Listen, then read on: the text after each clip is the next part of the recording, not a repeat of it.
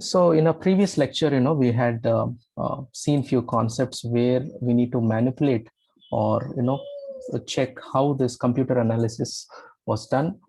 And we also saw few graphs and circuits, the importance of these coupling capacitors, which is across your input, okay, the C1 and C3 across your output, and how or what's the impact of this C2 capacitor, right? So ultimately, we are looking at changing the properties of an already better op-amp. Okay, we are trying to just make slight changes where we put in few resistors, we try to put in few capacitors, and we manipulate or change the property of op-amp to suit our applications, right? Okay, so the previously designed op-amp didn't have this capacitor that you can see here, right? We didn't have this kind of capacitors. In fact, we didn't have the capacitor at the input and output as well, right? So hence comes the new feature where we have this input capacitance and output capacitance, and the new term came up which is called capacitor coupled. Okay, now we will move on with our next concept, okay, where we will see how or what changes that we can do to our op-amp in order to filter out few frequencies. Okay, so that's the topic that I have chosen today. So as you can see here, okay, we are setting up the upper cutoff frequency. Now you might ask me, sir, why is it needed? Is it really necessary for us to cut the frequency limit? Now sometimes, as you all know, these op-amps do have bandwidth, okay, higher bandwidth. So it doesn't mean that I can give all the way from 0 hertz to probably 1 megahertz. No, I cannot do that, right? It also has a certain operating range, and I need to make sure that this op-amp comes within the output range that is desired. Now you can see that there is one small arrangement that I have done here to the circuit, right? Can someone spot it out? What changes can you see in the circuit comparing the previous circuits that we have seen so far? Do you see any changes in this circuit here?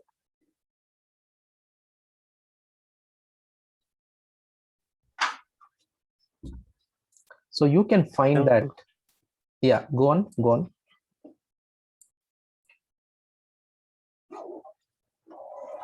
Yes, go on.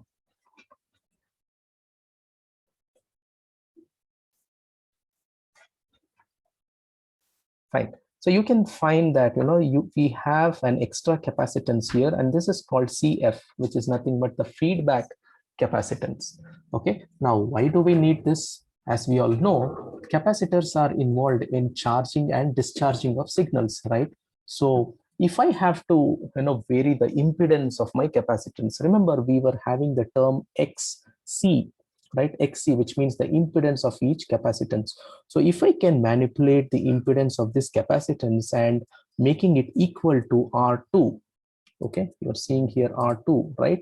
So if I can change it to this R2, then what is going to happen if I equate it?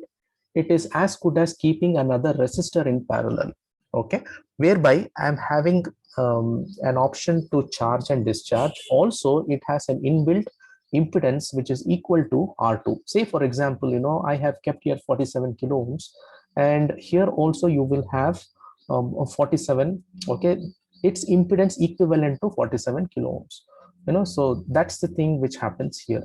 Now why do I need it? Sometimes I will have a range of frequencies, say from 0 to 500. I am interested in frequencies, say from 0 to 250, right? So in this scenario, I want to neglect frequencies from 251 to 500. So I don't have any option, or I don't have option to train my op-amp to look at frequencies only from 0 to 250. So that's when this capacitor comes into picture, right? It will help me in filtering out the signals or checking the signals from 0 to 250, right? Okay, fine. So we will look at it one by one. The highest signal frequency can be processed by an op-amp circuit. It depends on the selected op-amp. Okay, Sometimes the upper cutoff frequency may be higher than desired. Okay, so when I say upper cutoff frequency, which means those frequencies which I really do not care for, which I really do not want them, right? So those are at the higher side of the frequency band. Okay, so you can understand that with this paragraph that I have put up here. Example where low frequency signals are to be amplified and unwanted higher frequency noise voltages are to be excluded. So this is a very tricky situation, right? You're giving a signal and you're telling the op-amp, you concentrate only on this part and you don't concentrate on that part. That becomes a challenging thing. So in order to make those changes, what I do is I try to install a capacitance here and I term it as CF, a feedback capacitance, because as you all know, it is a part of this feedback loop, right? You can see a resistor here, you can see a capacitor here. So it is a part of this feedback loop and hence it is called CF, right? So when do I use this kind of setup? It is used when I'm interested just in some portion of the signal.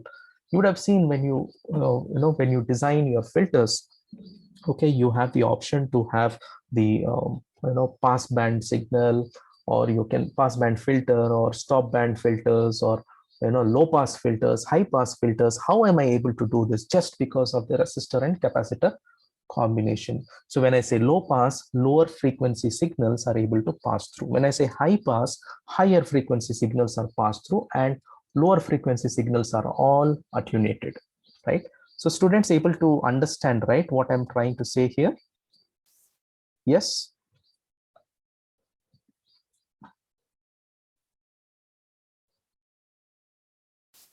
Okay. So in this case, the circuit voltage gain should be made to fall off just above the highest desired frequency. So I should make my gain to fall off drastically just before the cutoff frequency. So that's called a cutoff. So usually when do we call a cutoff? We have some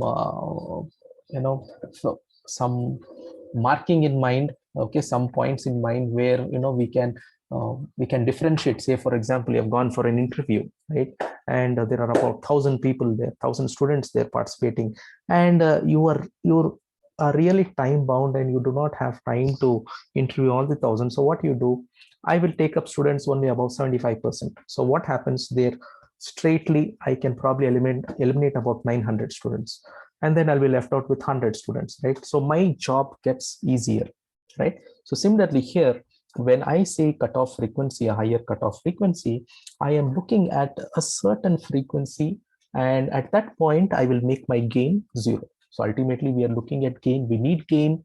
Okay, if I do not have gain, then there's no point in having an op-amp, right?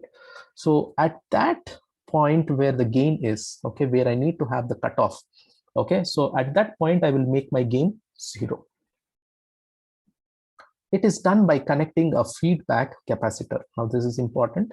We are connecting a feedback capacitor, okay, a feedback capacitor, and that is called CF, from the op-amp output to its inverting input terminal as in figure E and P, right?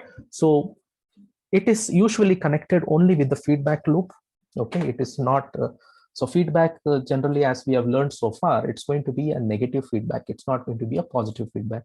So which means, take it for granted that this CF, okay, this CF is always going to be in my negative loop, or in my non-inverting, sorry, in my inverting terminal, okay. So it is done by connecting the feedback capacitor CF from the op-amp output to its inverting terminal, okay. So I hope this point is clear now, right? Why are we using this feedback capacitance? Students, can someone respond? Why are we using it? Yes, sir.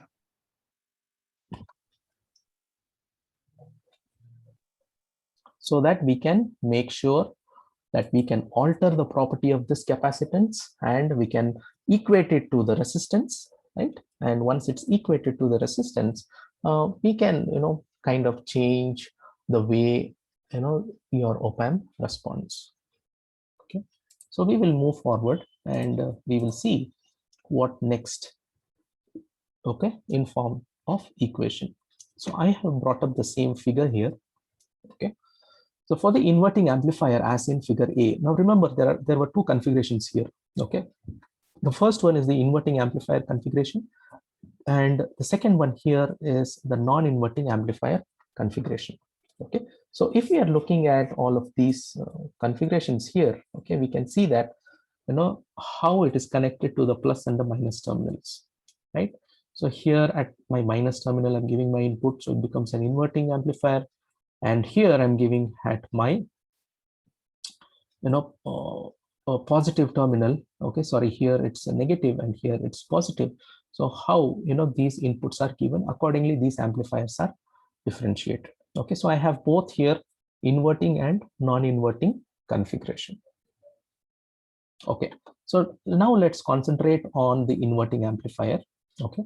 So for the inverting amplifier in figure A, okay, the voltage gain, now you can see that this R2 and CF are in parallel. So I can put it as R2 in parallel with XCF. Now, why am I taking this XCF? Because it's an impedance, which is because of the capacitor, right? So R2 in parallel with CF. Then we have R1, okay. We have R1 also. So as you all know, okay, we see that, just a moment, we see that your gain, okay, your ACL was actually initially dependent only on R2 and R1. So we were giving it as R2 by R1, isn't it? Yes or no, students? Do you remember?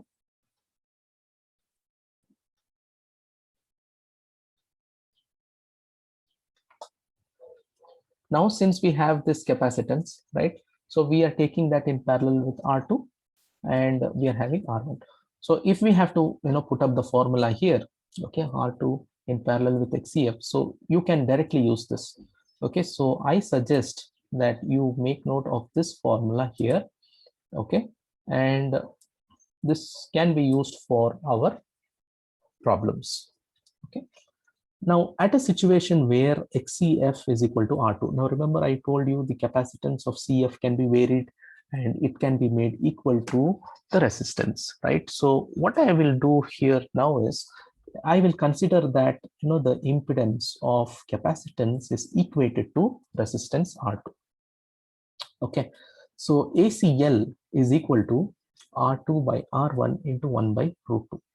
Now this 1 by root 2 gives you an equivalent value of about 0.7, which is about 3 dB, right? So so root 2 is going to be 1.44, and half of, and 1 divided by that, is going to be half of that, is going to be about 0.707.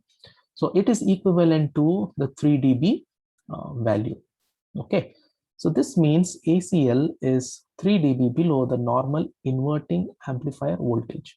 So if we connect this capacitance here, okay, it's going to be 3 dB below than the op-amp without this kind of arrangement, okay.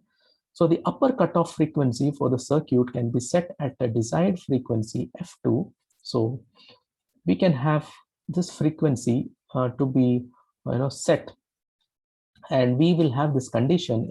At this condition, XCF is equal to R2 at F2. So since with this formula we understand that it is 3 dB below, so what is happening? Since it is 3 dB below, I am trying to cut short that frequency, okay. And analysis of non-inverting amplifier also gives us the same value, okay, on the same formula. Now students, you should understand the concept here is, if I can change the value of CF, I can change the way that my gain gets reduced at a particular frequency, okay. Now I gave you the example of 0 to 250 and 251 to 500. So if I want to make my gain 0 at or drastically reduce from 251 hertz, then it is possible by changing the value of capacitance. So that is important that you have to understand, okay. And you can also Remember this formula. Fine.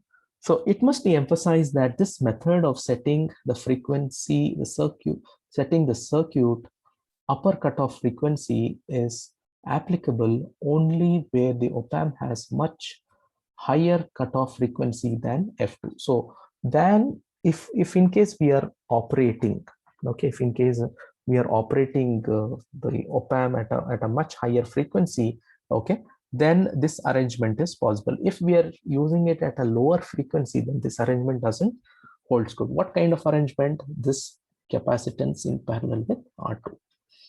In fact, the op-amp cutoff frequency must be greater than the circuit cutoff frequency multiplied by the amplifier closed loop gain. Now, this is some important point here, okay, where we are looking at the conditions. Okay, in what conditions that I am utilizing this feature. Okay, so the op-amp cutoff frequency should be greater. Okay, the cutoff frequency must be greater than the circuit cutoff frequency. Okay, so even the circuit will have its own cutoff frequency. Above this I'm going to operate, and below this I'm going to stop operating. So this cutoff frequency must be greater than the circuit. So I cannot have, let's say, let me just draw here and make you understand. Yeah, now say I have this band of frequencies here. Okay, so my operating frequency is in this range. Okay, now if my cutoff frequency is somewhere, okay, somewhere at this point, okay, just a moment, yeah, somewhere at this point, is it going to be legitimate? I don't think so, right? So because my circuit operating cutoff frequency only is here, I should be having it somewhere here instead. Okay, so that's when, okay, that's when it's going to hold good. If I'm using a frequency something beyond what I'm using for the operation of my circuit, then it doesn't hold good. You're understanding, students, what I'm trying to say here? Yes or no? Any doubts, please ask.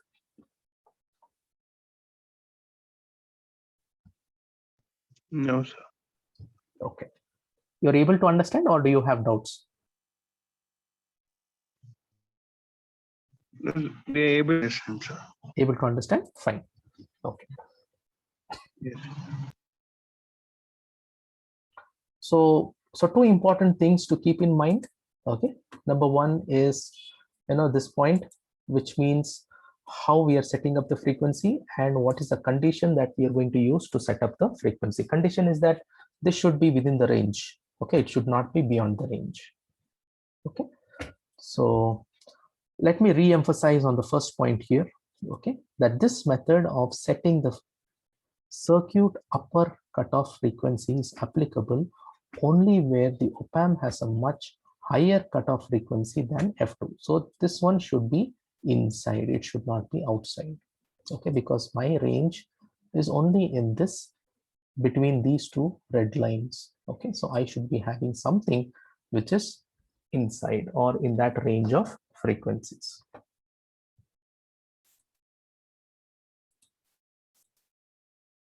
Okay, so be ready with your calculators, right? So we will just look into a problem, a very simple problem where we have seen all these before, these formulas before. We will reutilize them here. The inverting amplifier designed in the previous example. Okay, so this was the example where we had designed, the op-amp. Let me just show you that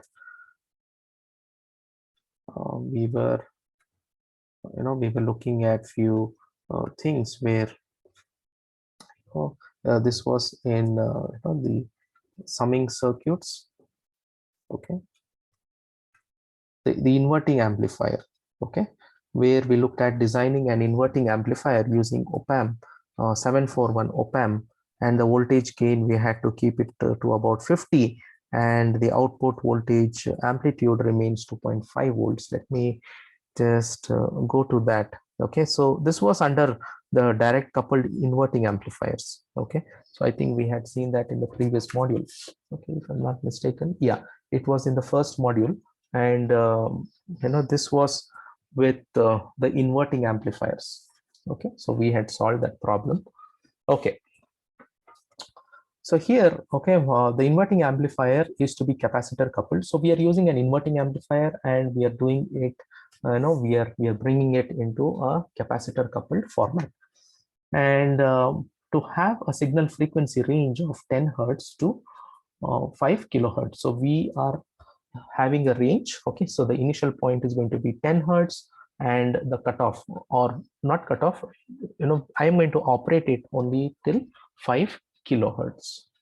If the load resistance is about 250 ohms, calculate the required capacitor values. So ultimately we are looking at the coupling capacitors and we are looking at the feedback capacity. So we have this formula, right?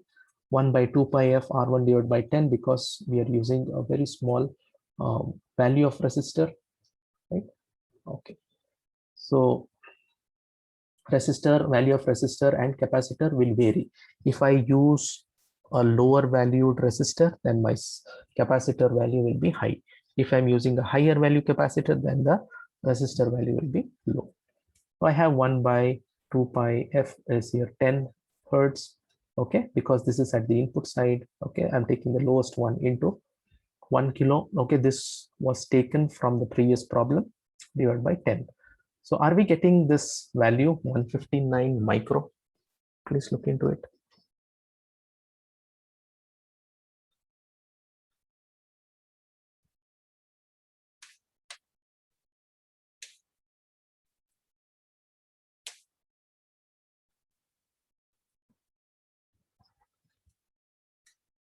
So the easiest way that you can do is 1k divided by 10, can multiply it by 10 and into 2 pi.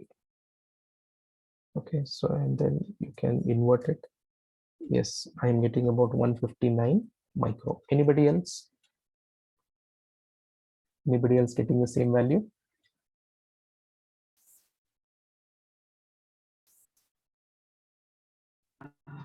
Yes, sir. Getting it? Fine. Okay. So we are getting this 159. Next, we will calculate C2. C2 now that is across load resistance, that is not across input R1. So 1 by 2 pi f into RL. So this is here, and they have told us to use the load resistance 250 ohms. Right? So calculate this and tell me, are we getting 64?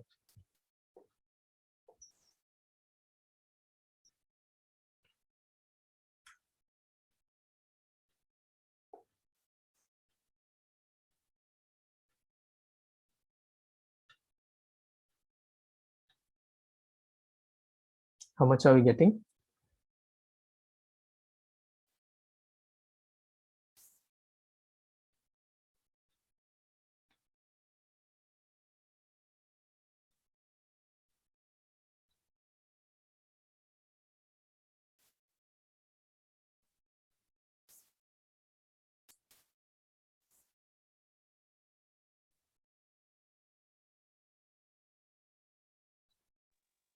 How much are we Yes, sir. getting? 64. 64. The decimal value, how much are we getting? The calculated decimal value. 6.36 in a 10 per minus 5. Yeah, so this will be 63.66, isn't it? Yes, So if it's yes, sir. 63.66, then yeah, we can approximate it to 64. So as usual, what we do is, instead of using these values, capacitor values are always taken at a higher value, right? So 159, I'm going to use 180 microfarad, and for 64, I'm going to use a 75. Keep this. See, whatever we are learning, right, you have to keep those rules in mind. For capacitor, whatever is the designed value, we take a little higher than that, okay, the standard values.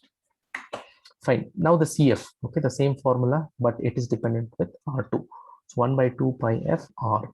So R2 was 47 kilo ohms in our previous example. Okay, so just multiply 47 into 5k into 2 pi. So just check if you're getting this value.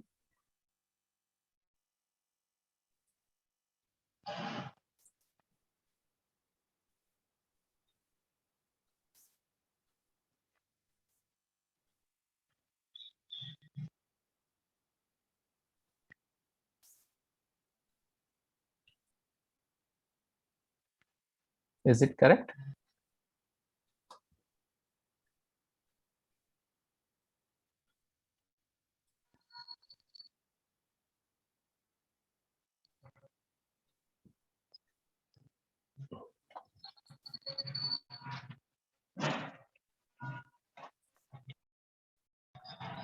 So we got 6.77 10 to the power minus 4. 6 point into 10 to the power minus 4. Just check again. 1 minute. Yeah.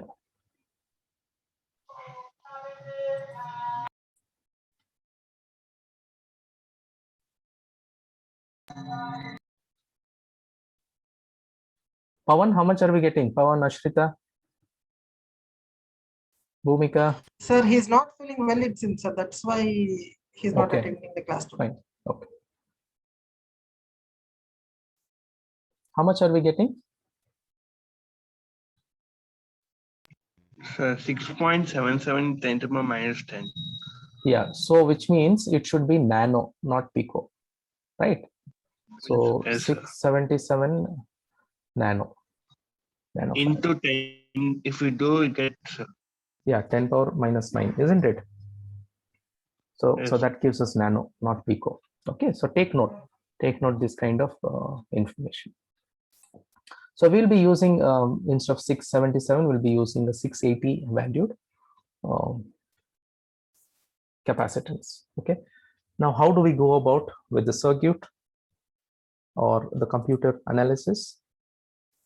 So this is how, you know, we had designed, we had our previous circuit. Okay, so we are getting about 680, whatever values that, you know, we had seen or designed. Okay, the same thing we are trying to put up here.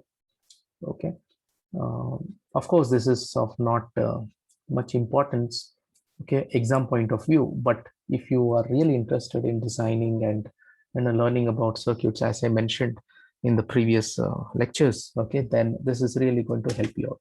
So you can see that, you know, the figure shows the result of AC analysis here, okay, for the inverting amplifier. For the inverting configuration we have taken, and see that CF and your resistor R2 is in parallel. Okay, so the voltage gain that we are getting, okay, is about 46.9. We are getting about 46.9 voltage gain. And here in this figure, okay, in figure B, what we have done is we have included an extra 1 kilo ohm. Okay, we have included an extra 1 kilo ohm. So that is for RS. Okay, so here we didn't have. Okay, so you can see that this RS here is included extra. Rest all are the same, right? You can see that this capacitance is here, resistor is here. Okay, we have everything same, but just we have included one RS. Okay, so 1 kilo ohm source resistor, demonstrating that the circuit input impedance equals to 1K. Okay, the circuit frequency response in figure C has lower and higher cutoff frequencies at 8.33 and 4.9. Now remember how much we had designed. We wanted to design it for 10 and 5, right? For 10 and 5 was our design constraint, which means from 10 hertz to 5 kilohertz. But then when we check it, okay, when we check it with the computer, then, you know, with the computer simulation, then we are actually designing 8.3 hertz to 4.9 kilohertz. So, you know, we are not getting the same values. Okay, instead of 10, we are getting about 8.3, and instead of 5 kilohertz, we are getting about 4.9. So approximately, you know, these are the challenges that I always mention. You know, theoretically, when you look into things, and practically when you look into things, it becomes challenging, right? So you can see those values I have marked out here. Okay, so 8.33 is over here, and you know, here, and you can see that this 4.9 is here. Okay, right? So, you know, with computer analysis also you can get some information, and you know, before getting into the design, you know, into your breadboard, you can actually design it in your computer and check if everything is fine. Then you can vary, can come back and you can redesign the capacitance and make sure that this 8 is approximately coming close to 10. And this 4.9, of course, it is good. 4.9 is good. Maybe it can be brought up to 4.95, 4.98. Okay, so all this depends on the value of capacitor that you are putting here. Okay, so this is how, you know, we actually look into how we set up the cutoff frequency and how we can do it with the help of CF, right? Students, any doubts here? Any doubts? No, sir. Fine. Okay. So we will end our lecture today, right? And we will continue with another topic in our upcoming lecture, which is about polarity power supply. How do we use single type of power supplies? Okay.